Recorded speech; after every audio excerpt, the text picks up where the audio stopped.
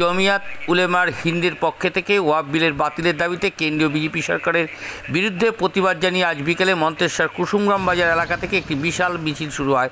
গোটা কুসুমগ্রাম বাজার পরিক্রমা করে কুসুমগ্রাম বাসস্ট্যান্ডে মিছিলটি শেষ হয়। মিছিল শেষে কুসুমগ্রাম বাসস্ট্যান্ডে মুসলিম সমাজের কল্যাণের জন্য জনবিরোধী ওয়াকফ বিল বাতিল দাবিতে কেন্দ্রীয় সরকারের বরখাস্তের দাবিতে এই সভা অনুষ্ঠিত হয় বলে জানান মন্তেশ্বর ব্লকের জমিয়াত উলেমার পক্ষ থেকে। মিছিলের সভায় উপস্থিত ছিলেন বিভিন্ন জেলার জমিয়াত উলেমার হিন্দের বিভিন্ন সংগঠনের প্রতিনিধিরা। 24 ঘন্টা ইন্ডিয়া টিভির প্রতিনিধি পূর্ব বর্ধমান থেকে জ্যোতির্ময় মণ্ডলের বিশেষ প্রতিবেদন। ভারতবর্ষের সমস্ত জাতের মানুষ এক হোক, আরএসএসের বিরুদ্ধে এক হয়ে আমরা সকলে লড়তে চাই। কানুন বাতিল করুন, গদি ছাড়ুন, আমাদের মসজিদে হাত দিলে আমরা ছাড়বো না, আমাদের মাদ্রাসায় হাত দিলে আমরা ছাড়বো না, আমাদের ওয়াকফ সম্পদে হাত দিলে বেড়াচ্ছেন আর বেড়াবে।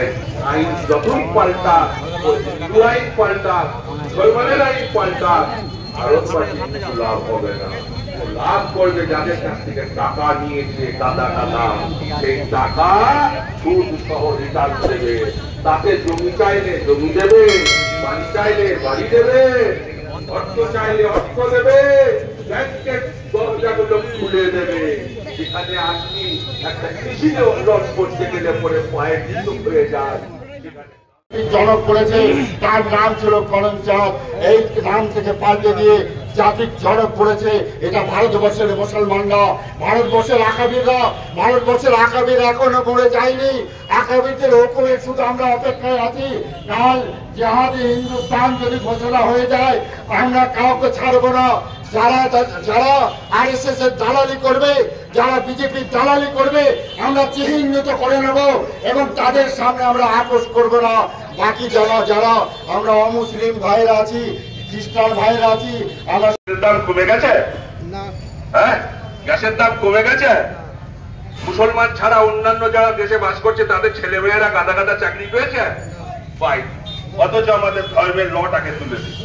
অন্যরা মনে করলে আমাদের বিরাট লাভ হয়েছে। কি লাভ হয়েছে? আপনি যে কলু সেখানেই রয়েছেন। লাভ যদি কিছু হয়, আপনি যাদের ঘরে বলছেন জি জি জি, ওই আপনার জিয়ের বন্ধুদের লাভ হয়েছে। ওটা আম্বানির লাভ হয়েছে, আদবানির লাভ হয়েছে, মহেল চিশতির লাভ হয়েছে। কোথায় কি ব্যাপারে প্রোগ্রাম করছেন? আমরা এই কুসুমগ্রাম শাখা জমিয়তের পক্ষ থেকে আমাদের যে এপ্রিলের 2 তারিখে কেন্দ্রীয় সরকার ওয়াকফ অ্যামেন্ডমেন্ট বিল উনি পাস করিয়েছেন, ওই বিলের বিরোধিতা করার জন্য। কোন পক্ষ থেকে করছেন? আমরা জমিয়ত উলেমা হিন্দের। এখানে কতজন এই কর্মী আছেন আপনাদের? আমাদের এখানে 4টে ইউনিট আছে। 4টে ইউনিটে 3-12,000 আমাদের প্রাথমিক সদস্য। আপনাদের দাবিটা কি? মূল দাবি হচ্ছে যে এটা শুধু ওয়াকফ বিল মুসলিম কমিউনিটির বিরুদ্ধে নয়, এটা ভারতবর্ষের সংবিধানকে লঙ্ঘন করেছে, ভারতবর্ষের সংবিধানকে অপমান করেছে। আর্টিকেল 21, আর্টিকেল 26 এবং আর্টিকেল 40 একে লঙ্ঘন করেছে। তাই আমরা সংবিধানকে রক্ষা করার জন্য আপনাদের আন্দোলন দাবি না মিললে আপনারা কি করতে চাইছেন? পরবর্তীতে আমাদের যারা ঊর্ধ্বতন কর্তৃপক্ষ আছে তারা যা সিদ্ধান্ত নেবেন তাই করবে। আপনার নাম পরিচয়? আমার নাম মৌলানা ইমতিয়াজ আলী, আমি বর্ধমান জেলা জেনারেল সেক্রেটারি। কিসের? জমিয়ত উলেমা হিন্দ।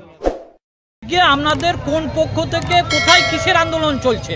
মন্তেশ্বর ব্লক জমিয়ত উলেমা হিন্দের পক্ষ থেকে কৃষি আন্দোলন যে কালা কানুন তৈরি হয়েছে তার বিরুদ্ধে সোচ্চার হওয়ার জন্য আজকের এই আন্দোলন।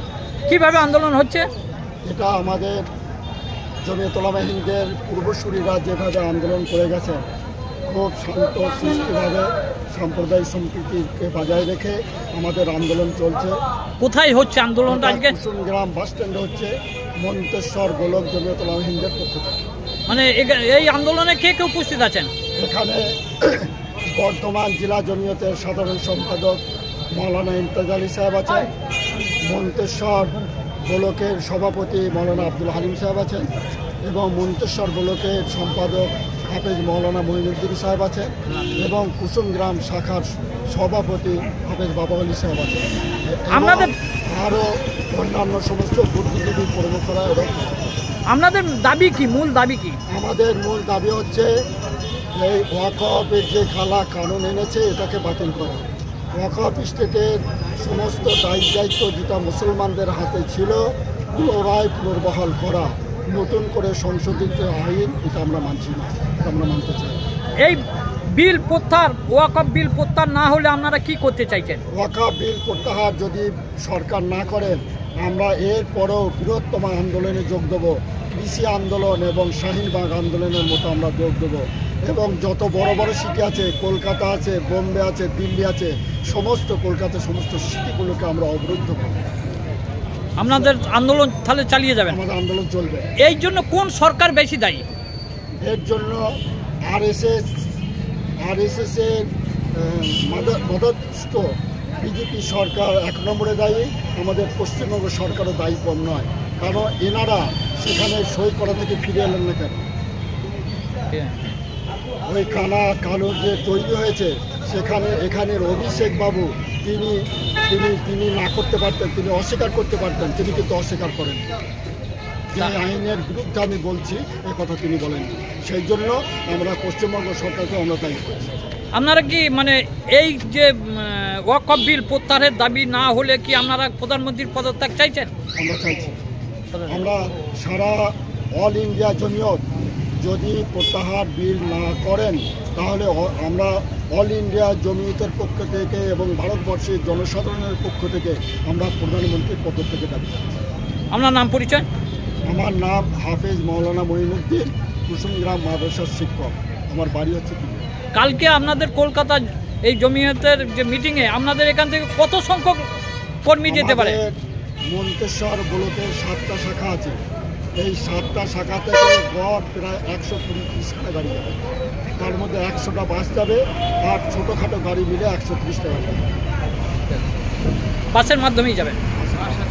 আপনারা দেখছেন 24 ঘন্টা ইন্ডিয়া টিভি, সর্বদা সবার পাশে, সবার মাঝে।